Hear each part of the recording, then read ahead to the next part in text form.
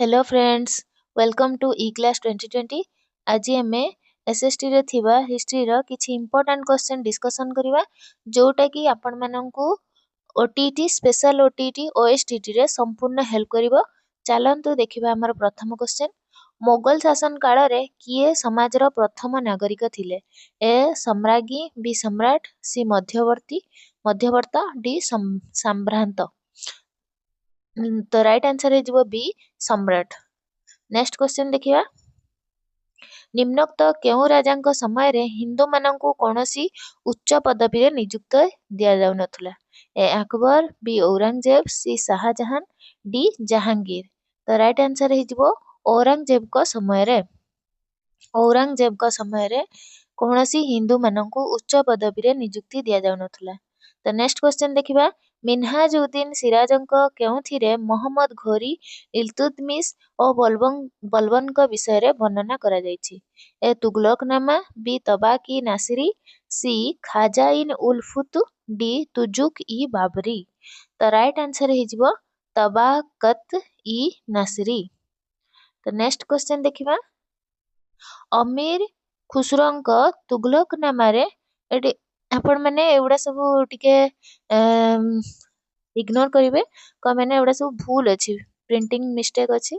अमीर खुसरोंक तुगलकनामारे कहार कार्यकलाप संपर्क रे वर्णना करा जायछि? ए मोहम्मद बिन तुगलक, बी गियासुद्दीन तुगलक, सी फिरोज शाह तुगलक, डी खाजिर खान। तो राइट आंसर है मोहम्मद बिन तुगलक। नेक्स्ट क्वेश्चन देखिबा। निम्नोक्त मध्यरु काहार अकबर नामारे अकबरंक तथ्य प्रदान करा जायछि? ए अमीर खुसरू, बी इनायत खां, सी अबुल फाजल, डी मिनहाज उद्दीन सिराज। तो राइट आंसर है अबुल फाजल।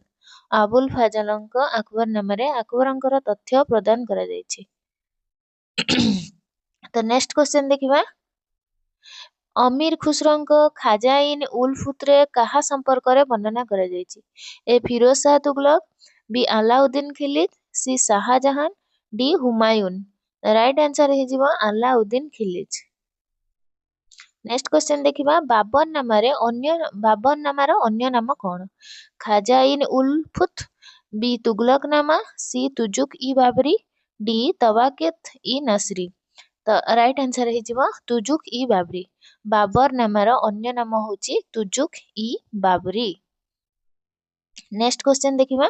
केउ ग्रंथ रे थिबा दोहारू कबीरंक धर्मवाणी संबंध रे जानी होइथाय? ए गुरु ग्रंथ साहेब, बी बीजक, सी आमुक्त माल्यव, डी अभिलेख। तो राइट आंसर है बीजक। बीजक ग्रंथ रे थिबा दोहारू कबीरंक धर्मवाणी संबंध रे जणा जायथाय। नेक्स्ट क्वेश्चन देखिबा। आदि ग्रंथ बा गुरु ग्रंथ साहेब रु काहार नीतिवाणी संपर्क रे सूचना मिली थाए? Shri Chaitanya, B Nanak, C Kabir, D Portuguese. Right answer है नानक। नानकंक नीतिवाणी संपर्क रे सूचना मिली थाए। नेक्स्ट क्वेश्चन देखिबा। कृष्णदेव रायंकर केउ पुस्तकरू विजयनगर राज्य एवं एहार शासन विषय रे जणा पड़ी थाए? ए आमुक्तमाल्यव, बी नथिरू, सी दोहा, डी आदि ग्रंथ।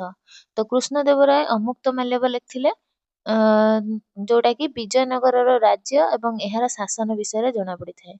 ए हेजिबो आपनकर राइट आंसर। नेक्स्ट क्वेश्चन देखिबा। केउठारे थिबा सेंट जावियर्स चर्च नथिरू भारत रे पोर्तुगीज मानक कार्यकलाप संपर्क रे सूचना मिले? ए केरल, बी बिहार, सी Goa, D Kolkata. Right answer है गोवा। गोवा रे थिबा सेंट जावियर्स चर्च नथिरू भारत रे पोर्तुगीज मानकर कार्यकलाप संपर्क रे सूचना मिली थाए। नेक्स्ट क्वेश्चन देखिबा। कलिकता रे थिबा दुर्ग पोर्ट विलियम रो नथिरू केउ विषय रे जानी हुए? भारत रे यूरोपंकर कार्यकलाप, भारत रे पोर्तुगीजंकर कार्यकलाप, भारत रे इंग्रेज मानकर कार्यकलाप, भारत रे तुर्क मानकर कार्यकलाप। तो एठी भारत रे इंग्रेज मानकर कार्यकलाप विषय रे कलिकता रे थिबा पोर्ट विलियम रु नथिरू जणा पड़े।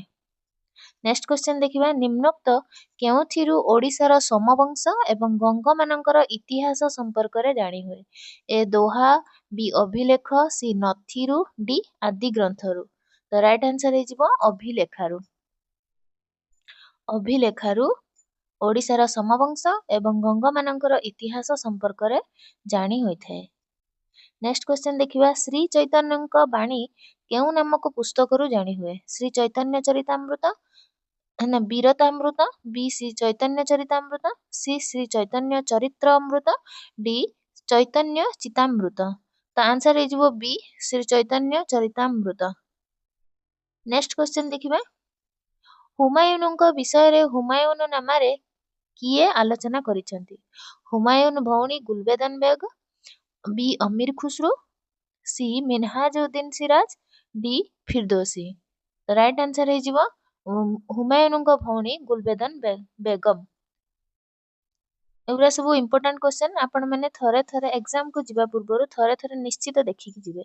दोहा कोण ए गोटिए धाड़ी रे रचित एक पद बी एहा तीनी धाड़ी रे रचित एक पद सी दुई धाड़ी रे रचित एक पद डी एहा चारि धाड़ी रे रचित एक पद तो राइट आंसर हे दुई धाड़ी रे रचित एक पद को दोहा कुआ जाए।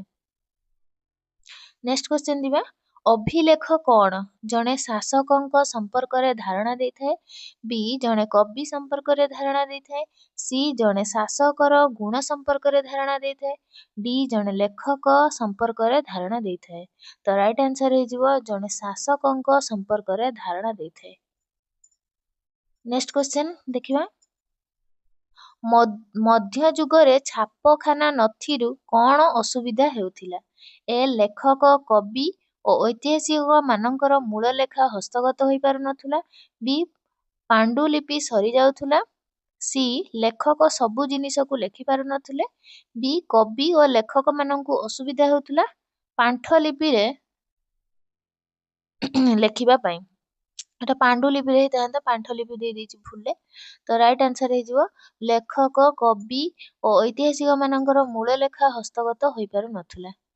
नेक्स्ट क्वेश्चन देखिबा 977 ख्रीष्टाब्द रे किए अफगानिस्तान रे आल्फतगिन गजनीर शासक कर्ता होइथिले एक बाबर ए काबर देछि एठी बाबर होबा कथा बी महमूद सी मोहम्मद घोरी डी साबुकिन तो राइट आंसर हे डी साबुकिन। नेक्स्ट क्वेश्चन देखिबा केते ख्रीष्टाब्द रे महमूद सिंहासन आरोहण करथिले ए 987 बी 997 सी 988 डी 989 राइट आंसर हे 997।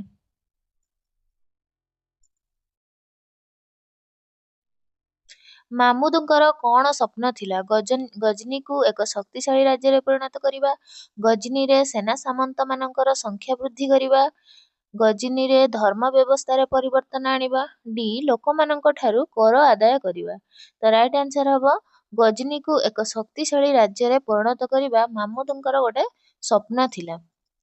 ମାମୁଦ 1000 ଖ୍ରୀଷ୍ଟାବ୍ଦରୁ 1027 ଖ୍ରୀଷ୍ଟାବ୍ଦ ମଧ୍ୟରେ କେତେ ଥର ଭାରତ ଆକ୍ରମଣ କରିଥିଲେ ए 16 थर बी 15 थर सी 17 थर डी 18 थर राइट आंसर हे 17 थर। बहुत इंपोर्टेंट क्वेश्चन बारंबार एग्जाम रे पड़े कि मामूद केते थर भारत आक्रमण करथिले 17 थर। नेक्स्ट क्वेश्चन देखिबा केते ख्रीष्टाब्द रे मामूद गुजरात रो प्रसिद्ध सोमनाथ मंदिर लुंठन करी बहुत धनरत्न भारतरू गजनी को नै जायथिले ए 1015 बी 1025 सी 1035 डी 1026 राइट आंसर हे बी 1025। नेक्स्ट क्वेश्चन देखिबा मामूद केउ धर्मर गौरव रक्षा करिबा पई चेष्टा करिथिले ए हिंदू बी सिख सी इस्लाम डी ख्रिस्टियन समस्त जानछ इस्लाम धर्म रे हमें पढुचंती माने मुस्लिम मानकर कथा तो मामूद इस्लाम धर्मर गौरव रक्षा करिया पई चेष्टा करथिले।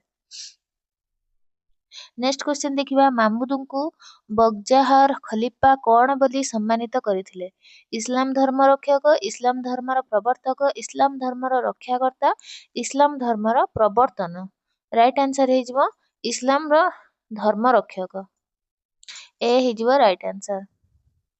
नेक्स्ट क्वेश्चन देखिबा କେତେ ଖ୍ରୀଷ୍ଟାବ୍ଦରେ ମାମୁଦ ମୃତ୍ୟୁବରଣ କରିଥିଲେ? 1020, 1015, 1025, 1030। ରାଇଟ୍ ଆନ୍ସର ହେଇଯିବ 1030। ନିମ୍ନୋକ୍ତ ମଧ୍ୟରୁ କାହା ସମୟରେ ଗଜନୀଠାରେ ଏକ ବିରାଟ ପାଠାଗାର ନିର୍ମିତ ହୋଇଥିଲା? ଏ ସାବୁକିଲ, B Mahmud, C Muhammad Ghori, D Prithviraj Chauhan. Right answer ହେଇଯିବ ମାମୁଦଙ୍କ ସମୟରେ ଗଜନୀଠାରେ ଏକ ବିରାଟ ପାଠାଗାର ନିର୍ମିତ ହୋଇଥିଲା ବା ନିର୍ମାଣ ହୋଇଥିଲା। ନେକ୍ସଟ କ୍ୱେଶ୍ଚନ ଦେଖିବା। ମାମୁଦ କେଉଁ ନାମକ ଏକ ବିରାଟ ଗ୍ରନ୍ଥ ରଚନା କରି ଜନମାନସରେ ଅମର ହୋଇ ରହିଛନ୍ତି? ମାମୁଦ ନାମା, ଆମୁକ୍ତମାଲ୍ୟବ, ତବାକତ ଇ ନାସରୀ, ଡି ଶାହାନାମା। ରାଇଟ୍ ଆନ୍ସର ହେଇଯିବ ଶାହାନାମା। ମାମୁଦ ଶାହାନାମା ନାମକ ଏକ ବିରାଟ ଗ୍ରନ୍ଥ ରଚନା କରି ଜନମାନସରେ ଅମର ହୋଇ ରହିଛନ୍ତି। ନେକ୍ସଟ କ୍ୱେଶ୍ଚନ ଦେଖିବା। ମାମୁଦ ତାଙ୍କ ଦରବାରରେ ପାରସିକ କବି କାହାକୁ ସ୍ଥାନ ଦେଇଥିଲେ? A Firdausi, B Amir Khusro, C Minhajuddin Siraj, D Abul Fazl. Right answer ହେଇଯିବ ଫିରଦୋସୀ। ମାମୁଦ ତାଙ୍କ ଦରବାରରେ ଫରାସିକ ବା ପାରସିକ କବି ଫିରଦୋସୀଙ୍କୁ ସ୍ଥାନ ଦେଇଥିଲେ। ମାମୁଦ ଆଲବେରୁନି ନାମକ ଜଣେ ବିଦ୍ୱାନ ବ୍ୟକ୍ତିଙ୍କୁ ଭାରତକୁ କାହିଁକି ପଠାଇଥିଲେ? ଏ ଭାରତରୁ ଧନରତ୍ନ ନେବା ପାଇଁ, ବି ଭାରତ ସମ୍ପର୍କରେ ଜ୍ଞାନ ଆହରଣ ପାଇଁ, ସି ଭାରତରେ ହିନ୍ଦୁ ଧର୍ମ ପ୍ରଚଳନ ବନ୍ଦ କରିବା ପାଇଁ, ଡି ଭାରତର ରାଜ୍ୟ ସମ୍ପର୍କରେ ଜାଣିବା ପାଇଁ। ରାଇଟ୍ ଆନ୍ସର ହେଇଯିବ ଭାରତ ସମ୍ପର୍କରେ ଜ୍ଞାନ ଆହରଣ ପାଇଁ। ନେକ୍ସଟ କ୍ୱେଶ୍ଚନ ଦେଖିବା। ମାମୁଦ ଭାରତ ଉପରେ ଏକ ସୁନ୍ଦର ପୁସ୍ତକ ରଚନା କରିଥିଲେ, ତାହାର ନାମ କଣ? ତହକିକ ଇ ହିନ୍ଦ, ଭାରତ ଇ ହିନ୍ଦ, ଭାରତ କି ହିନ୍ଦ, ତହକିକ ଭାରତ। ତ ରାଇଟ୍ ଆନ୍ସର ହେଇଯିବ ତହକିକ ଇ ହିନ୍ଦ। ଧନ୍ୟବାଦ। ଆପଣଙ୍କୁ ଯଦି ଭିଡ଼ିଓଟି ଭଲ ଲାଗିବ ଦୟାକରି ଲାଇକ୍, ସେୟାର, ସବସ୍କ୍ରାଇବ କରିବେ। ଚ୍ୟାନେଲରେ ନୂଆ ଥିଲେ ଚ୍ୟାନେଲଟିକୁ ସବସ୍କ୍ରାଇବ କରିଦେବେ। ନୂଆ ନୂଆ ଭିଡ଼ିଓ ପାଇବା ପାଇଁ କମେଣ୍ଟ ମାଧ୍ୟମରେ ଜଣାଇବେ।